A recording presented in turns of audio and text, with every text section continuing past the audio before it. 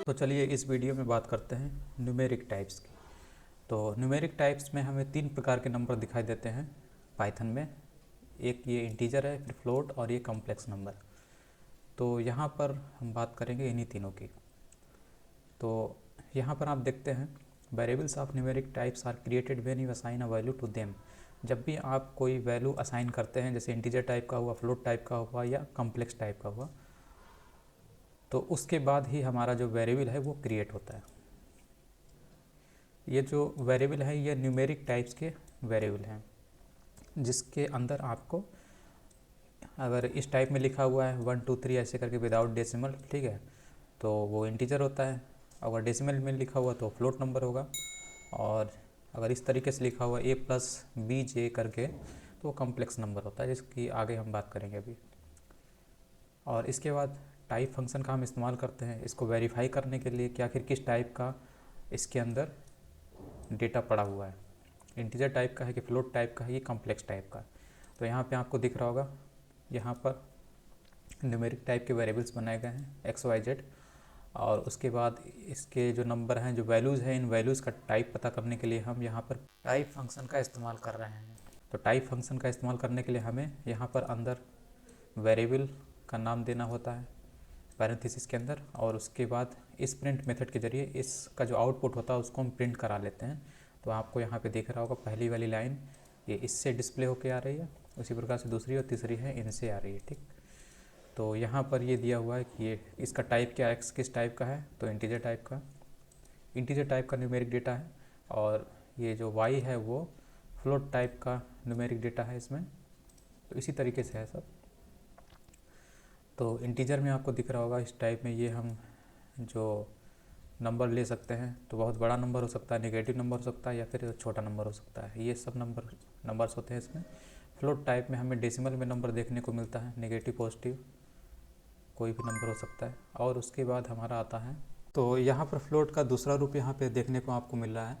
तो क्या होता है कि हम फ्लोट को साइंटिफिक नंबर्स के रूप में भी डिस्प्ले कर सकते हैं, दिखा सकते हैं। इसमें हम इस्तेमाल करते हैं।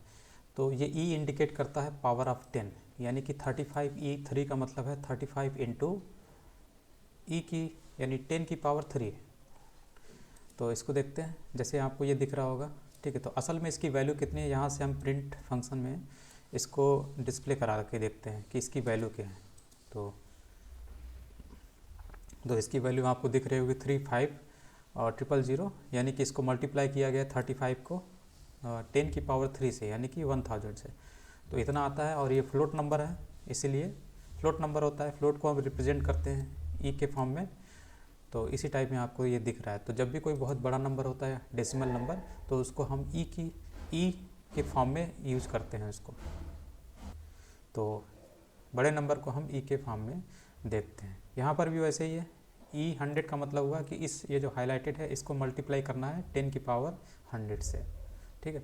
और यहाँ पर टाइप फंक्शन के जरिए हम इसका टाइप पता कर लेते हैं कि किस टाइप का। तो ये भी फ्लोट टाइप का, ये भी फ्लोट टाइप का, ये भी फ्लोट टाइप का, तीनों यहाँ पर आपको दिख रहे थे। उसके बाद आता है कॉम्प्लेक्स नंबर्स। तो मैथ्स में कॉम्प्लेक्स नंबर को हम दिखाते हैं a+bi के फॉर्म में या bj के फॉर्म में। तो ये जो a होता है, यानी पहला जो होता है टर्म, इसको बोलते हैं रियल नंबर। और जो सेकेंड वाला जो टर्म होता है जिसके साथ i या j अटैच होता है, इसको इमेजनरी टर्म बोलते हैं। ये इमेजनरी है। इमेजनरी इसलिए होता है क्योंकि इसके साथ i या j लगा हुआ है, और इसकी वैल्यू होती है √-1।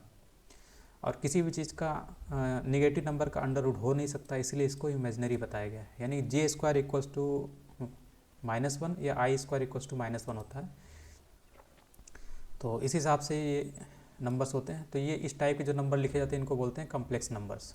तो ये दो टर्म से मिलके बनते हैं, रियल नंबर और इमेजनरी नंबर, मतलब रियल पोर्शन और इमेजनरी जो पोर्शन होता है, तो दोनों से मिलके जो बनता है इसको हम बोलते हैं कॉम्प्लेक्स नंबर्स मैथ्स में। तो यहाँ पर हम इन दोनों के टाइप, तीनों नंबर के टाइप को देख रहे हैं टाइप फंक्शन का इस्तेमाल करके। तो आपको क्या दिख रहा है, तीनों कॉम्प्लेक्स नंबर दिख रहे हैं। उसके बाद आता है टाइप कन्वर्जन। टाइप कन्वर्जन पिछले वीडियो में देखा था। तो इसमें भी हम टाइप को कन्वर्ट कर सकते हैं इन मेथड के ज़रिए।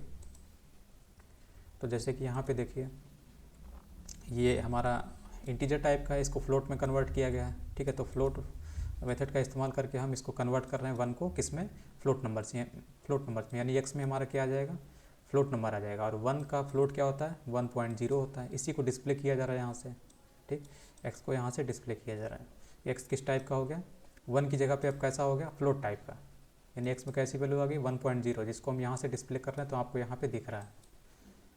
उसी तरीके से जैसे ये 1 है, ठीक है, इंटीजर टाइप का, इसको कम्प्लेक्स बनाया गया है, कम्प्लेक्स नंबर की तरह बनाने की कोशिश की जा रही है, तो कम्प्लेक्स मेथड का इस्तेमाल कर रहे हैं। तो जेड में जो वैल्यू आ जाएगी वो 1 का कम्प्लेक्स रूप सामने आ जाएगा, ठीक। तो उसका टाइप यहाँ पे देखिए प्रिंट करने की कोशिश की जा रही है कि जेड में कैसी वैल्यू है, तो 1 + 0 j, यानी 1 को हम कम्प्लेक्स नंबर में दिखा रहे हैं तो 1 + 0 j हो जाता है, ठीक। और उसके बाद ये जेड कैसा है, इसका टाइप भी देखिए यहाँ पर, तो टाइप बताने की कोशिश कर रहा है, ये किस टाइप का है, कम्प्लेक्स टाइप का है।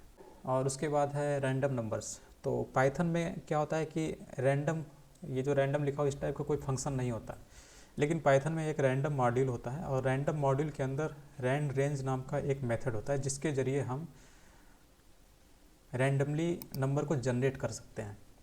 मतलब जो नॉर्मली दूसरी लैंग्वेज में हम देखते हैं रैंडम फंक्शन के ज़रिए हम काम करते हैं, लेकिन पाइथन में रैंडम फंक्शन का कॉन्सेप्ट नहीं है, मतलब इनबिल्ट फंक्शन नहीं है इसमें, बल्कि हमें अलग से रैंडम मॉड्यूल को इंपोर्ट कराना पड़ता है अपने प्रोग्राम में।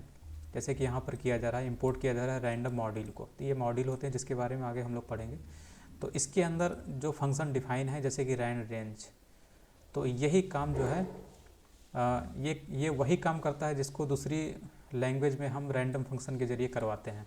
अदर लैंग्वेज में जब करते हैं रैंडम फंक्शन के ज़रिए रैंडमली नंबर जनरेट करने के लिए, वही रैंड रेंज क्या काम करता है, नंबर को जनरेट कर सकता है 1 से 10 के बीच में, यानी ये पहला नंबर और ये स्टार्टिंग नंबर, और ये इन दोनों के बीच में जो नंबर होते हैं उन्हीं को ये रैंड रेंज जो है इनके बीच के नंबर को जनरेट कर सकता है। जैसे कि देखते हैं इसको, तो ये रैंडम मॉड्यूल है और इसी के अंदर डिफाइन होगा ये हमारा मेथड, जिसका काम क्या है, इन दोनों लिमिट के बीच में जो भी नंबर होगा उसको यहाँ पे जनरेट करके ये देगा। जैसे अभी 2 दे रहा है, ठीक है, अब फिर से इसको रन कराएंगे तो कोई और नंबर जनरेट करके देगा। तो ये रैंडम नंबर जनरेटर की तरह ये काम कर रहा है, ठीक। अब 6 आ रहा है, फिर से इसको करेंगे तो कुछ और नंबर आएगा। तो इस तरीके से हम करते हैं, और एक्सेस करने का तरीका यही है, ये मॉड्यूल नेम है, उसके बाद इस मॉड्यूल नेम के अंदर जो फंक्शन है, मेथड है रैंड रेंज, इसका इस्तेमाल कर रहे हैं, और इसके अंदर हम लिमिट दे रहे हैं कि किन के नंबर के बीच वाले नंबर को हमें यहाँ पे रैंडमली जनरेट करवाना है, ठीक। तो ऐसे करके आप रैंड रेंज का इस्तेमाल कर सकते हैं।